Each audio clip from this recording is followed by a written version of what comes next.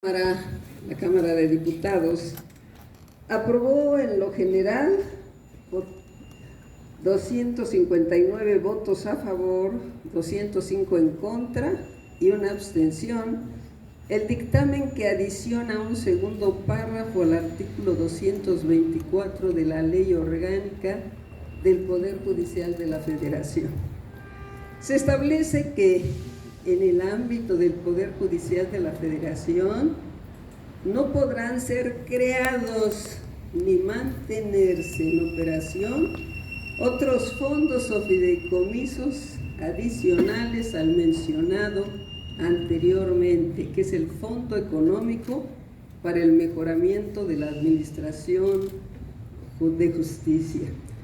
Estoy empezando con esto porque me sorprende bastante que no solo pretendan asfixiar a la Suprema Corte de Justicia de la Nación con no haberle aprobado el presupuesto que ella solicitó, sino que ahora le están quitando 13 fideicomisos.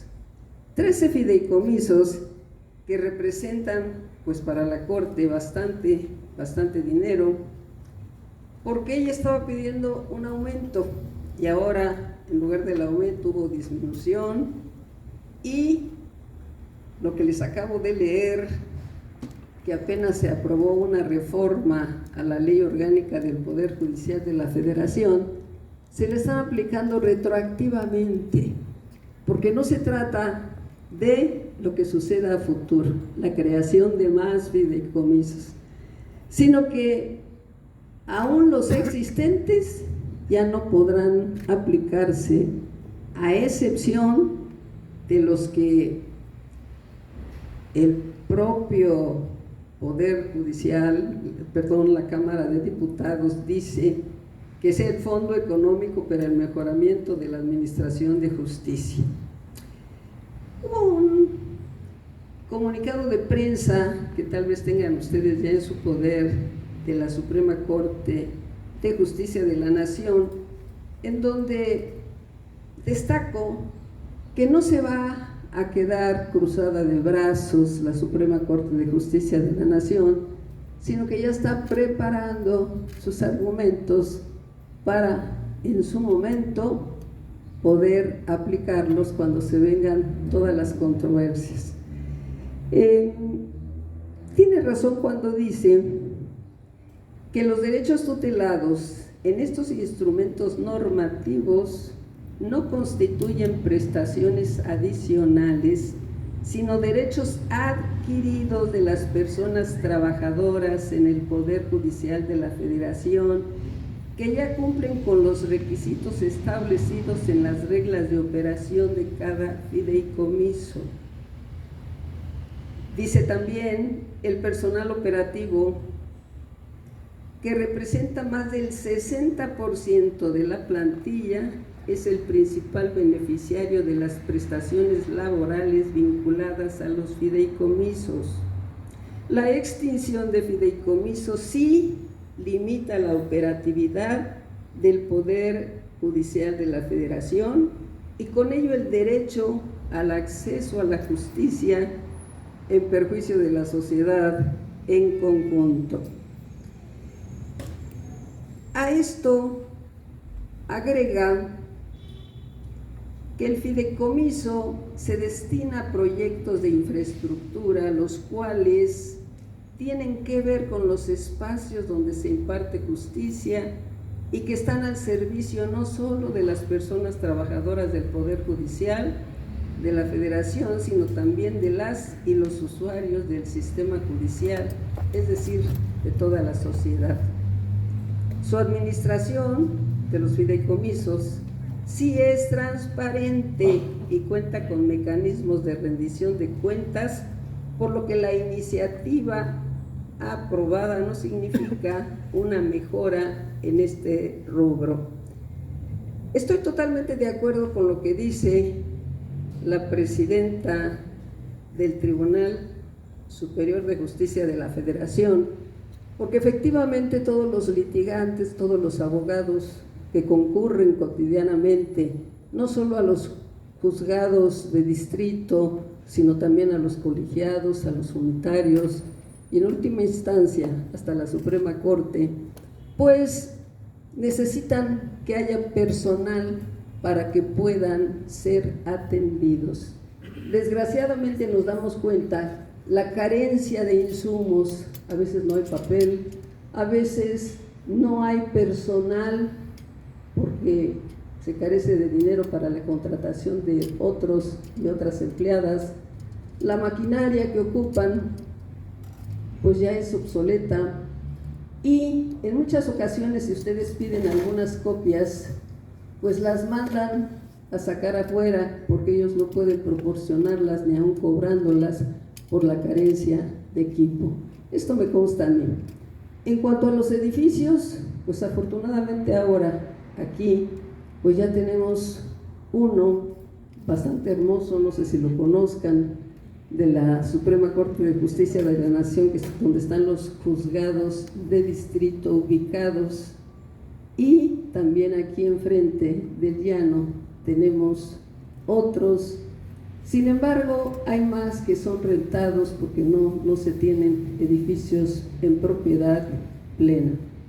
De tal manera que el aumento que se estaba pidiendo para satisfacer estas necesidades no solo se negó, sino que les quitaron los derechos que ya tenían adquiridos sobre los fideicomisos, que son pues unos organismos que no debieron de haberse tocado, porque son autónomos y son independientes. Ahora bien, he visto el día de ayer, ya los trabajadores se pusieron en su lugar con plantones, porque se les pretende engañar que a ellos no se les lesiona, no se les perjudica, y esto es totalmente falso.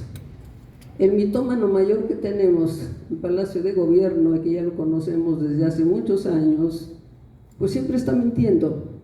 Pero este dinero que se quiere robar, ya sabemos también para qué lo va a aplicar. Lo va a aplicar para la campaña de su preferida, la señora Claudia Sheinbaum, y lo estamos notando, porque esta elección de 2024 requiere de mucho dinero y está buscando de dónde sacarlo el señor y de dónde robárselo.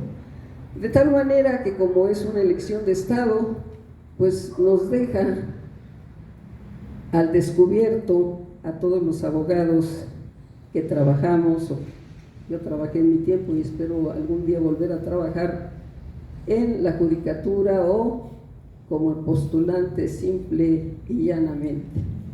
Les decía que le negaron ese aumento que ella pedía de una cantidad irrisoria, el 4% más de lo que ya estaba recibiendo. Se lo negaron a nuestra presidenta. ¿Qué cosa podemos esperar de pues una propuesta de presupuesto que hizo el señor presidente, que sabemos que va a ser aprobada en todas y cada una de sus partes o que ya se aprobó? Pues esperamos una contrarrespuesta y gracias a Dios ya tenemos esa contrarrespuesta de Xóchitl Gálvez. El día de ayer, concretamente, en una amplia conferencia de prensa, dio a conocer la propuesta que ella está haciendo a todos y a todas las mexicanas para que el día de la emisión del voto, aunque en este momento no está solicitando el voto, sino será en el 24, cuando menos sepan lo que ella les quiere dar, qué beneficios van a ver.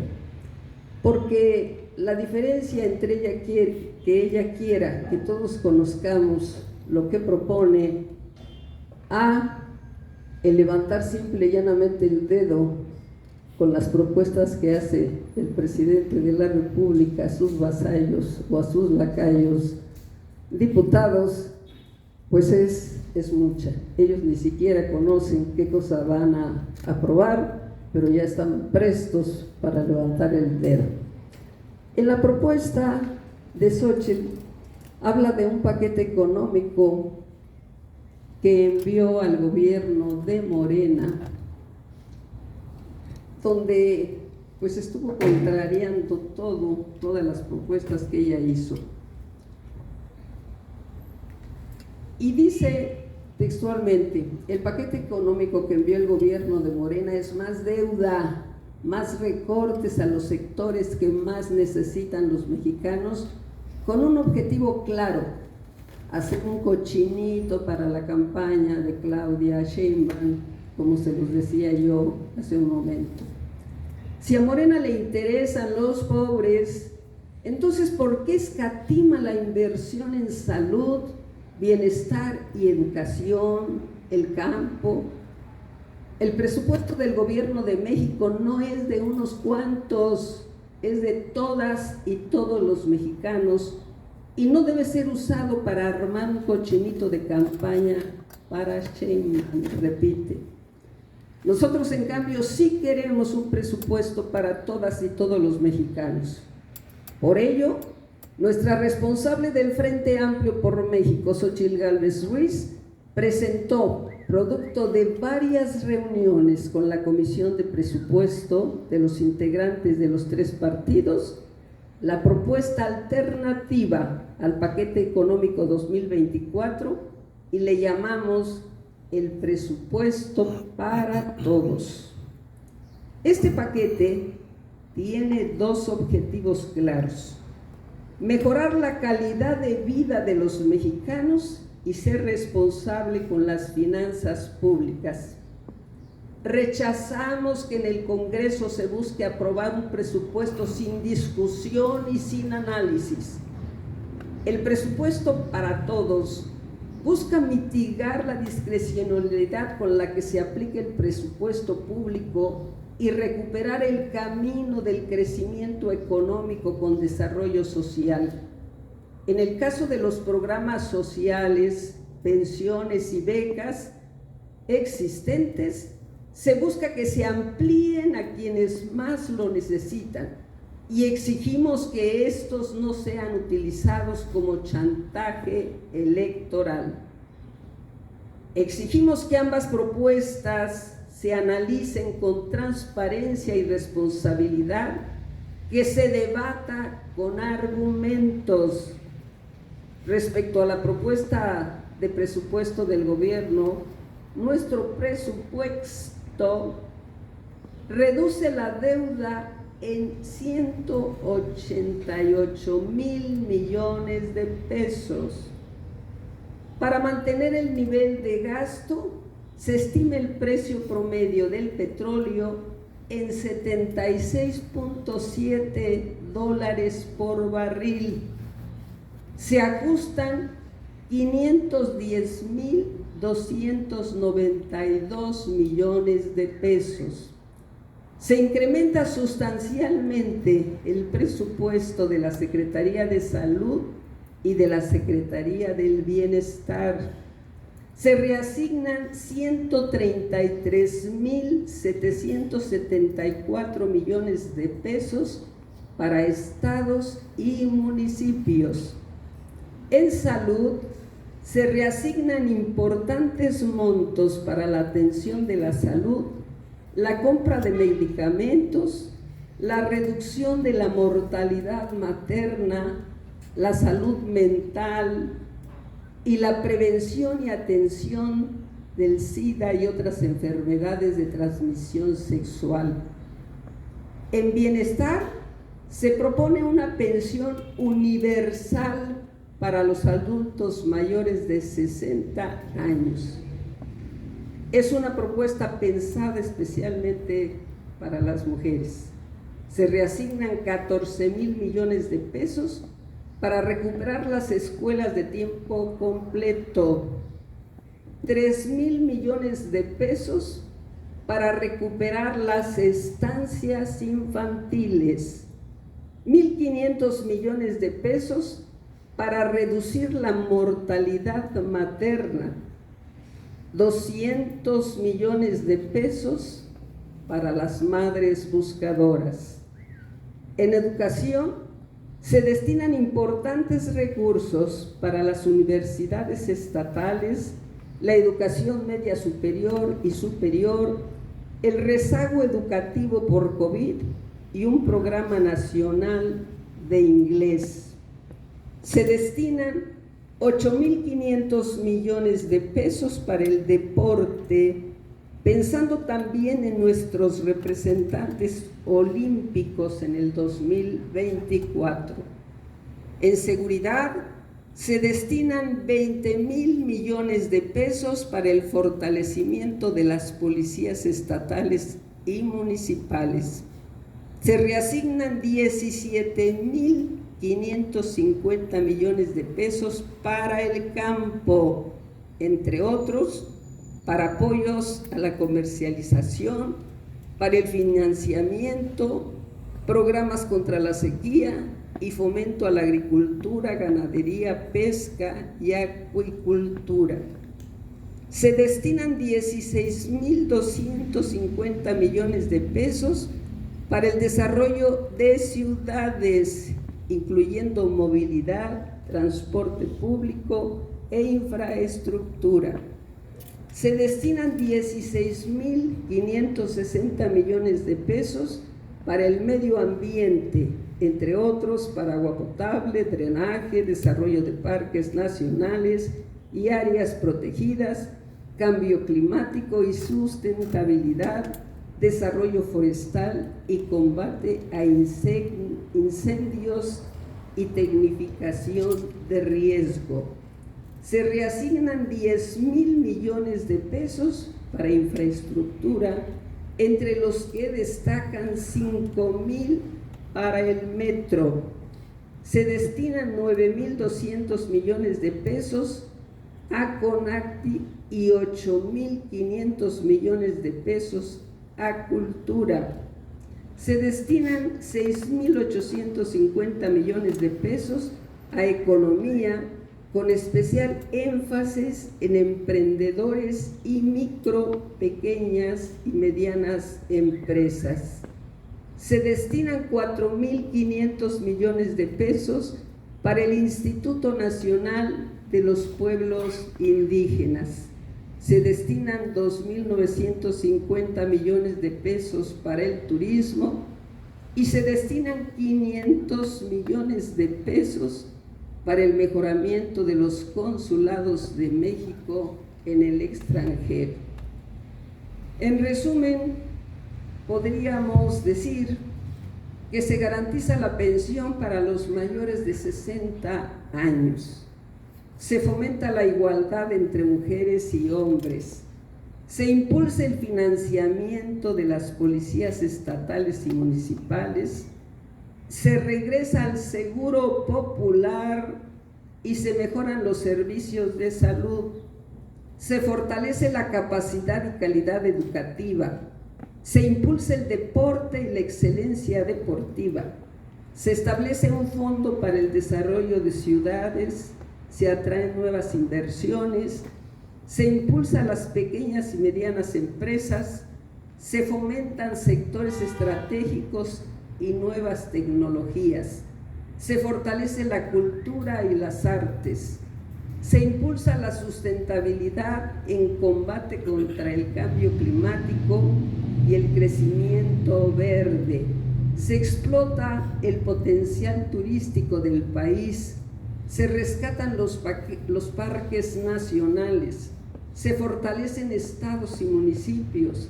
Se reduce la deuda del gobierno federal, se elimina la discrecionalidad del presupuesto, se fomenta el crecimiento económico, se protege la autonomía de los órganos autónomos y se garantiza la constitucionalidad del presupuesto. Estas líneas podrían ser mejor comprendidas y explicadas con las láminas que pensaba yo exponer aquí, pero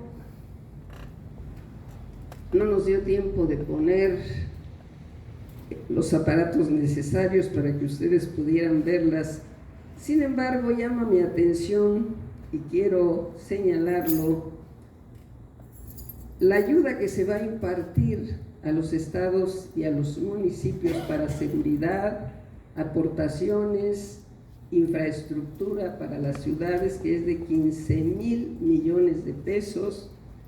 Nos vamos a ocupar de la salud. En el rubro de salud vamos a destinar 139,558 millones de pesos. Al ISSSTE, 7,250 millones de pesos. Pero ¿en qué consiste en salud lo que vamos a emplear? Atención a la salud, medicamentos y tratamientos. En este rubro son 127,908 millones de pesos. Mantenimiento y equipamiento, 9,000 millones de pesos. Reducir mortalidad materna, 1,500 millones de pesos. Salud mental, le vamos a mandar a un psiquiatra luego al presidente de la República. Ahí va a ser 1,000 millones de pesos. Prevención y atención al VIH, SIDA y otros, 150 millones de pesos. Suministro de claves de medicamentos, 3,750 millones de pesos. Y atención a la salud, 3,500 millones de pesos. Creo que es un rubro que va a satisfacer a cabalidad las necesidades que tenemos, al no tener todavía ese macro hospital donde tengan de todas las medicinas, que no falte absolutamente nada como nos han ofrecido. En materia de seguridad, simplemente se van a gastar 23,000 millones de pesos. Se piensa fortalecer la policía estatal, la policía municipal. Se piensa modernizar los cruces fronterizos del ramo 6. También en bienestar tenemos la pensión universal de 110,000 millones de pesos. Estancias infantiles, apoyo para el bienestar de las niñas y niños, hijos de madres trabajadoras, 3,000 millones de pesos. Comedores comunitarios, 3,000 millones de pesos. Programa 3x1 para migrantes, 700 millones de pesos. Aquí, como observamos, para los adultos mayores de 60 años, porque va a empezar con 60 años, pues ya tenemos presupuestada una cantidad de 575,049 millones de pesos. En educación, escuelas de tiempo completo, 14,000 millones de pesos. Universidades estatales, 11,500 millones de pesos. Educación media superior y superior, 4,000 millones de pesos. Rezago educativo por COVID, 3,500 millones de pesos. Programa Nacional de Inglés, porque ahora va a ser forzoso que conozcamos este idioma. Van a ser 1,500 millones de pesos. Apoyo para el deporte de alto rendimiento, 3,500 millones de pesos. Infraestructura deportiva, 3,000 millones de pesos. Desarrollo nacional del deporte, 2,000 millones de pesos. Nos vamos a ocupar también de la técnica, de la ciencia, de la tecnología, para ser más exacta. En CONACYT tenemos una asignación de 9,200 millones de pesos. Este Consejo Nacional de Humanidades, Ciencias y Tecnología, pues va a tener una cantidad que no tiene, porque acuérdense que nos quitaron todos los fideicomisos que abarcaban más o menos lo que he mencionado, de niños, de humanidades, de tecnología. Se va a ocupar con esa cantidad de 9,000 y pico de millones de pesos, que me parece sustantiva. El rubro que más me llama la atención es el campo, porque si nosotros ayudamos a los campesinos para que cultiven sus tierras, que las vemos abandonadas, tal vez sea una razón, una causa, un motivo para que ellos no tengan necesidad de salir al extranjero con todo lo que está pasando. Ya ven los migrantes cuando se van, cuántos se mueren, el trabajo que cuesta para introducirse a Estados Unidos.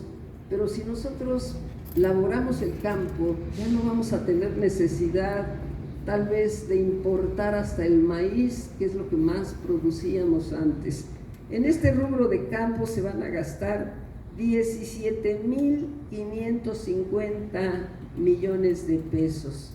Va a haber apoyo para la comercialización, apoyo para el financiamiento, concurrencia con las entidades federativas en 13,000 millones de pesos, programas contra la sequía, fomento a la agricultura, ganadería, pesca y acuicultura por 2,5 millones, sanidad e inocuidad agroalimentaria por 1,500 millones de pesos, y todavía aseguramiento agropecuario, garantías líquidas, fortalecimiento del sector de ahorro y crédito popular y cooperativo. Todo esto en beneficio, repito, de nuestros campesinos, que aquí en Oaxaca tenemos pues una cantidad bastante grande y tenemos terrenos extensos que pueden ser, con estas cantidades que les están asignando, pues cultivados, y para que puedan ellos tener una economía mejor de la que están padeciendo ahora. Y en este aspecto de economía precisamente, están destinando 6,850 millones de pesos en el presupuesto. De tal manera que apoyo a emprendedores y a las micro, pequeñas y medianas empresas, vamos a tener 4,000 millones de pesos. Proyectos estratégicos para la atracción de inversión extranjera, 1,250 millones de pesos. Proveeduría nacional y cadenas de exportación, 700 millones de pesos. Productividad y competitividad industrial, 500 millones de pesos, y un fondo de garantía, financiamiento a las pequeñas y medianas empresas por 400 millones de pesos en economía. También se habla de turismo, le vamos a asignar la cantidad de 2,950 millones de pesos para el desarrollo regional turístico, infraestructura para el desarrollo turístico y el desarrollo de nuevos proyectos. Infraestructura van a ser 10,000 millones de pesos para el mantenimiento del sistema colectivo metro, van a ser 5,000 millones de pesos. Programa Nacional de Reconstrucción y Conservación de Carreteras, 4,000 millones de pesos. Estudios y proyectos de construcción de caminos rurales, 1,000 millones de pesos. También se ocupa la propuesta de vivienda y urbanismo con 5,500 millones de pesos. Se va aquí a atacar la violencia social para jóvenes con 2,000 millones de pesos, apoyo a la vivienda, 2,000 millones de pesos, mejoramiento urbano, 1,500 millones de pesos, y Otro rubro importante, indígenas. Aquí en Oaxaca tenemos bastantes hermanas indígenas, hermanos indígenas. Se les va a destinar en el INPI 4.500 millones de pesos para infraestructura de los pueblos indígenas. Ahí son 4.000 millones de pesos. Derechos indígenas, intérpretes, traductores, 500 millones de pesos. Vamos a atender también relaciones exteriores con 500 millones de pesos para la atención, protección, servicios y asistencias consulares. Y así podría yo seguirles hablando de los números y números, porque la idea que tiene nuestra propuesta es que se conozca hasta las cantidades a destinar, porque nosotros estamos acostumbrados a que nada más nos dicen lo que se aprueba, pero no en qué se aplica. Y yo me encuentro en el rubro de todo lo que está debiendo el presidente de la República, pues una cantidad exorbitante, una cantidad que no sé realmente cómo vayamos a cubrir. Se habla de billones de pesos. ¿Ustedes han visto un billón de pesos?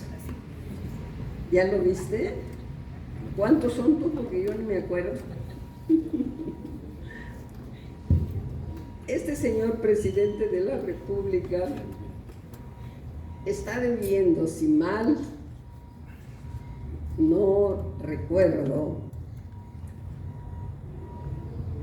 dice el organismo encargado de vigilar el gasto del Gobierno de México, que la deuda interna y externa pasó de 8.315 billones de pesos al cierre de 2018 a 11.629 billones de pesos al 31 de diciembre de 2022.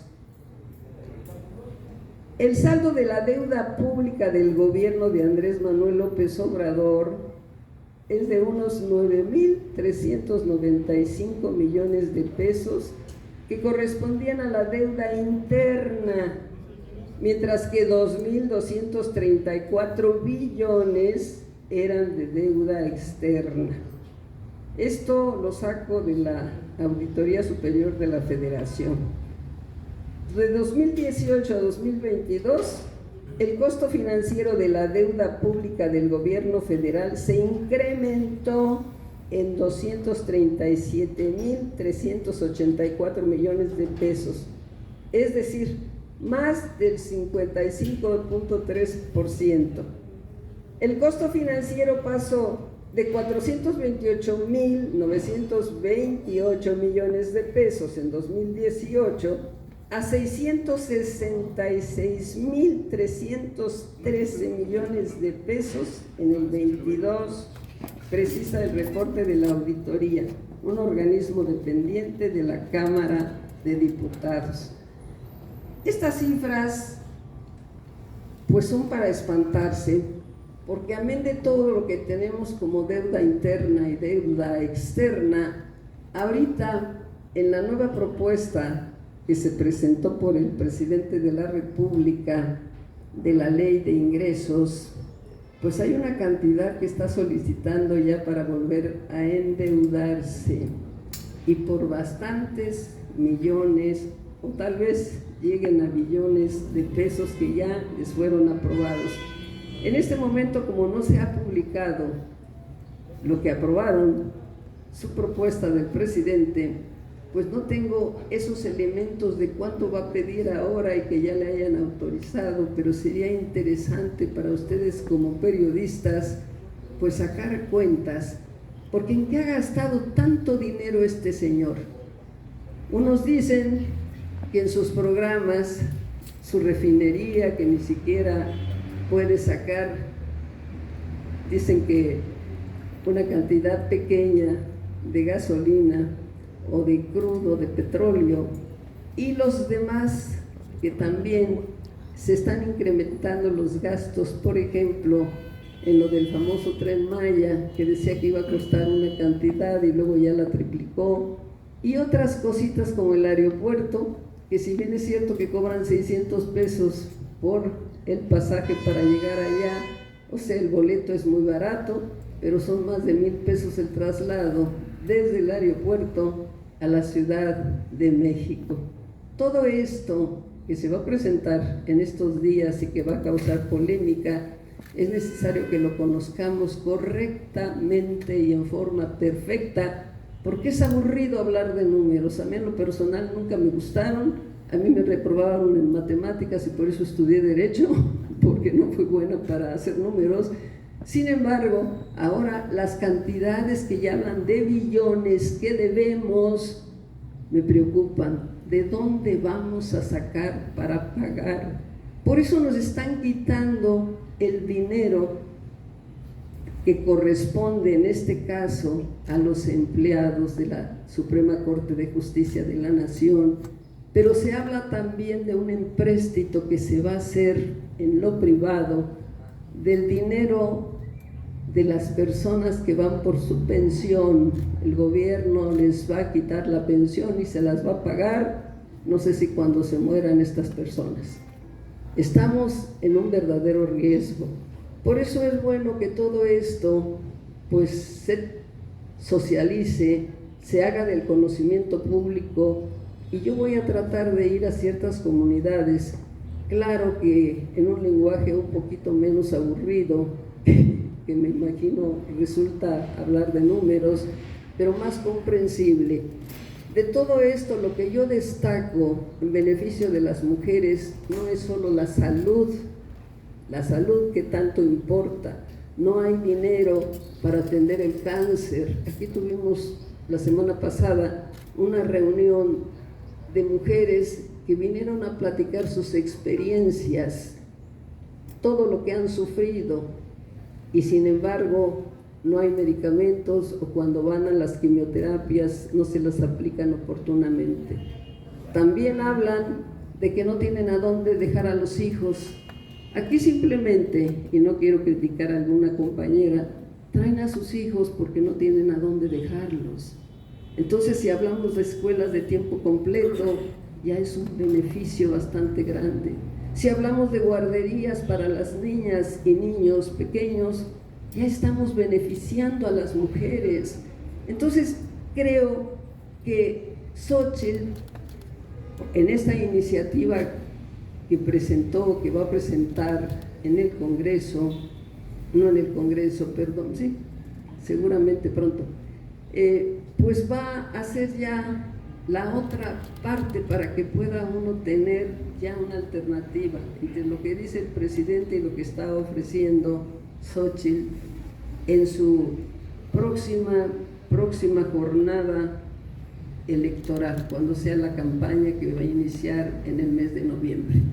Pues es todo de lo que quería yo comentarles. Si hay alguna pregunta, algo que se haya quedado en el tintero, pero que no sea de un tema distinto, porque ahorita me van a decir, ¿por qué estaba cerrada?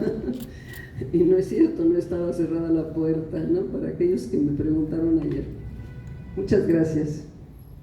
Licenciada, en este ajuste de cuentas, muchos así lo perciben, venganza política del presidente directamente con la Corte, una búsqueda de control absoluto, de tener a su disposición todos los poderes, ¿no? ¿Qué viene? ¿Cómo observa usted que, hablando en los términos de los recursos que tienen que presentarse para y la oportunidad que tiene la Corte de resolver, será favorable? Ya no hay nada que hacer, todavía falta que pase a la Cámara de Senadores, ¿no? Pero ¿usted cómo lo ve? ¿Ve usted una nueva derrota del presidente? Yo lo que veo, bueno, son dos cosas muy importantes. Que nosotros estamos ya acostumbrándonos a vivir abajo de la bota del ejército. qué es lo que le interesa al presidente. A este grupo de compañeros, porque son hombres o mujeres del ejército, pues cada rato les incrementan cantidades de dinero y los tienen a su favor para mantener sometido al pueblo y no nos hemos dado cuenta.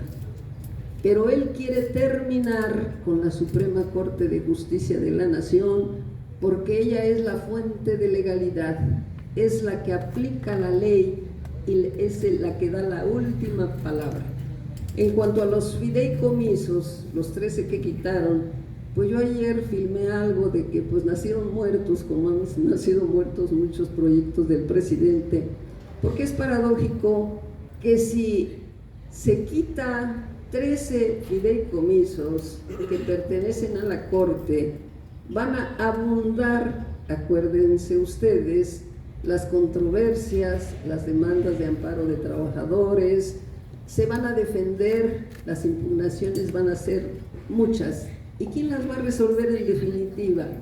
La Suprema Corte de Justicia de la Nación, y le va a dar de bofetones al señor presidente de la República. Como no puede controlarlo, como no puede comprar a la presidenta como compró tal vez a los pasados y a dos que están allí ensuciando la Corte, dos mujeres desgraciadamente, por eso sigue asfixiándola, quitándole, hablando mal de ella, hablando mal de los ministros, ha violado la ley, se ha burlado de todo lo que dice el Tribunal Electoral, se ha burlado. Si el INE, por ejemplo, hablando del INE, le dice no hagas esto, él lo hace. Le puso allí en sus mañaneras que no debe de hablar de política, le agrega ahí. El que se sienta lastimado, no sé qué, conservador, que no me vea. Detalles estúpidos como ese.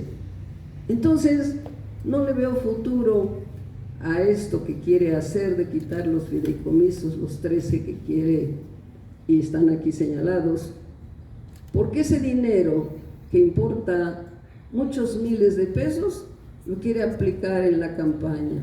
El presidente ya no ha sido desde hace mucho tiempo presidente de la República, ha sido jefe de un partido Morena, y se ha dedicado todos los días, cotidianamente, a trabajar para el partido, no para el pueblo.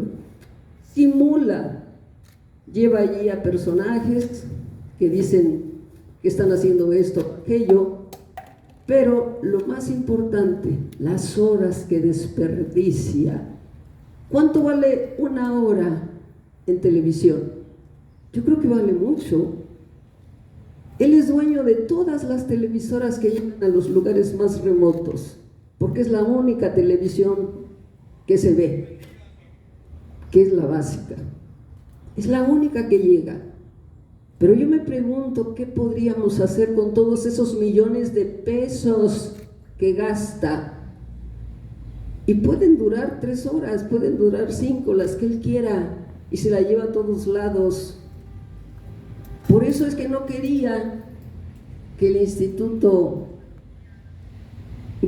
que hubiera un instituto que dijera cuánto cuestan las mañaneras, ¿no? Faltaba un elemento que sigue faltando, afortunadamente ya son 4 el de transparencia, y ya con 4 pueden trabajar. Pero aunque dijeran que todo esto lo está haciendo con dinero del pueblo, el pueblo no se da cuenta o lo ignora. El pueblo no sabe que ese dinero se lo están robando a él, y en lugar de aplicarlo en beneficio de él, lo aplica en beneficio de su corcholata, porque sabe muy bien que de ganar, cuando sea la contienda, no ahorita, Xóchitl ya lo veo en la cárcel, repito, con traje de rayas, si es que todavía se siguen usando. Presidenta, hace unos instantes el gobernador de Oaxaca anunció la apertura del Centro de Revalorización de Residuos Sólidos en San Pedro Totolapan. ¿Cuál es su punto de vista después de lo que pasó en Mitla, después de lo que pasó en Albarradas, en el Valle Teco? ¿Qué pronostica usted para este proyecto? La verdad es que urge, pero urge bastante que ya se tenga un centro de acopio de todos los residuos. Urge bastante porque en Santa Lucía del Camino, por mencionar solo un ejemplo, pasa cada 15 días. Cuando llega a pasar, ya todo lo que se va a tirar apesta y está gusanado. Eso va contra la salud. Pero de que se vaya a hacer en ese lugar, si los habitantes así lo deciden, pues que se haga. Pero ya vio usted la reacción del señor de Mitla, el presidente municipal. Él dijo en un principio tal vez, lo pensó, dubitó, pero todo el pueblo se le fue encima y no se hizo ahí. Y así ha pasado en todos los lugares. Ahora se mandan a las góndolas, pues dicen que es a un inmueble que está delante de Puebla y que se gasta mucho dinero el presidente municipal en mandar allí toda la basura. Yo lo ignoro, lo escucho únicamente o lo he leído, pero no sé si sea una realidad. Pero de que sea allí o que sea en algún otro lugar que lo permita, pues adelante. Y debo decirles que cuando yo fui regidora, vino una empresa, porque la basura deja mucho dinero, pero no han sabido manejarla. Esta empresa le decía al presidente municipal, no sé si era Jesús Chucho Bolas, no recuerdo su nombre exacto, pero ustedes sí lo conocen, ¿verdad? Bueno, nos estaban ofreciendo hasta construir un edificio muy grande. Iban a trabajar ellos pagándole a todos los recolectores de basura, los carros, por no sé cuántos años, y no iban a cobrar un solo centavo. Nosotros habíamos aceptado en aquel tiempo, porque no nos iba a costar. Pero ¿qué cosa sucedió? Esto se iba a hacer en el lugar que está ahora ocupado, que compramos con Sachila, creo que La Vanguardia, ¿cómo se llama ese? Ese guardado. Yo lo conocí porque yo fui varias veces a ver si verdaderamente era cierto lo que nos estaban ofreciendo. Nos enseñaron una maqueta, estaba hermosa, decían que iban a sacar de ahí aceite, iban a sacar no sé cuántas cosas, y yo di mi voto a favor. Pero ¿qué cosa sucedió? Que ya había habido allí personas con la intención de robarse los terrenos, y esos terrenos que nos costaron y del que se aprovechaban más de 11 municipios aledaños, iban a tirar ahí su basura, pues se volvió una colonia, se vendió, y ahora hasta nos exigen que no vayamos a acercarnos a tirar basura. Un día quise hacerlo hace mucho, cuando iba yo a Ocotlán. Yo bajé mi basura para ir a dejarla a su lugar, y salen unos muchachitos que estaban tomando clases ahí con su maestra para que yo retirara la basura. Entonces le dije a un niño: mira, ten 10 pesos y llévala tú, por favor. Y él la llevó, pues yo ya iba en mi carro. Eso está sucediendo. Ojalá y en ese lugar que dice usted se acepte, porque es urgente ya resolver este problema de raíz. Ya es urgente. ¿Alguna otra pregunta? Oiga, y sobre el problema de los migrantes en San Sebastián Tutla, igual falta consenso, ¿no? Porque muchas veces se anuncian proyectos, no se dialoga con la población y terminan pasando lo de San Sebastián Tutla con la cuestión de los migrantes, donde la comunidad es la que dice: ¿sabes qué? Llévatelo, no estamos en contra de los migrantes, pero en contra de la imposición siempre. ¿Eso qué opinión le merece lo de San Sebastián y la falta de diálogo? Bueno, no es solo San Sebastián. Yo noto que los migrantes están siendo tratados con indignidad en México, porque lo mínimo que pueden hacerse ya por el gobierno y en todos los municipios, pues hacer un lugar para que puedan ellos pernoctar, para que puedan ellos estar. Pero esta responsabilidad se la han indilgado a los ciudadanos, y para los ciudadanos, yo lo entiendo, resulta molesto. ¿Por qué? Porque donde no tener un espacio para que puedan ellos hacer hasta sus necesidades y demás, pues tienen que andar deambulando en la calle o quedarse en lugares determinados en conjunto, y uno a veces pasa por ahí y huele un poco mal. Yo entiendo a la gente, pero también me pongo en los zapatos de los migrantes. Debemos de ser un poco conscientes, pero que no quiere el gobierno dejar en manos ajenas la responsabilidad que a él atañe.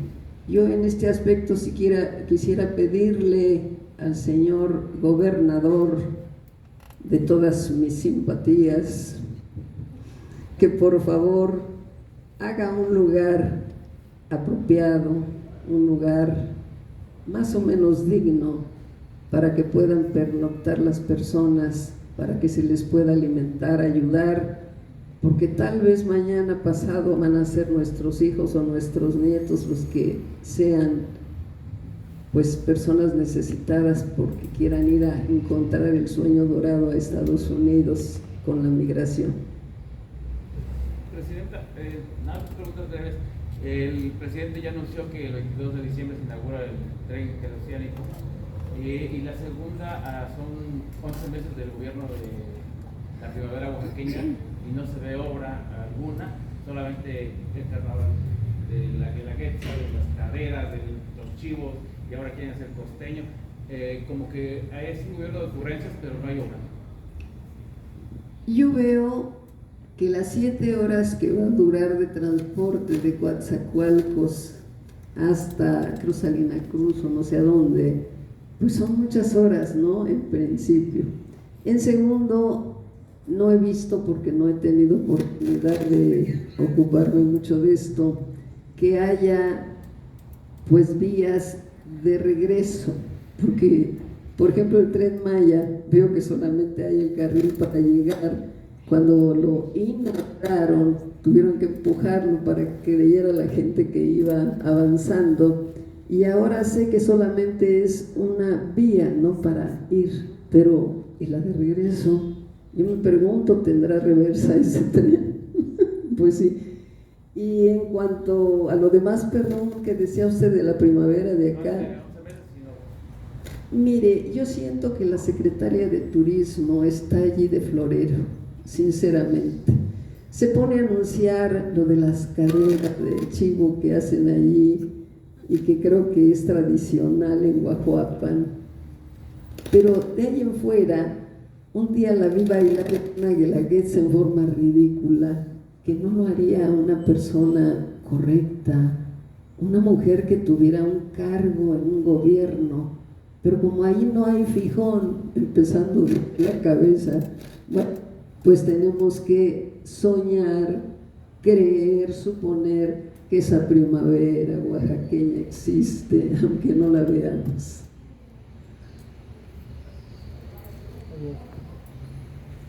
Gracias a todas y a todos, y creo que ahora no hubo mucho pan. Debo decirles que estamos cortos de lana, pero en fin.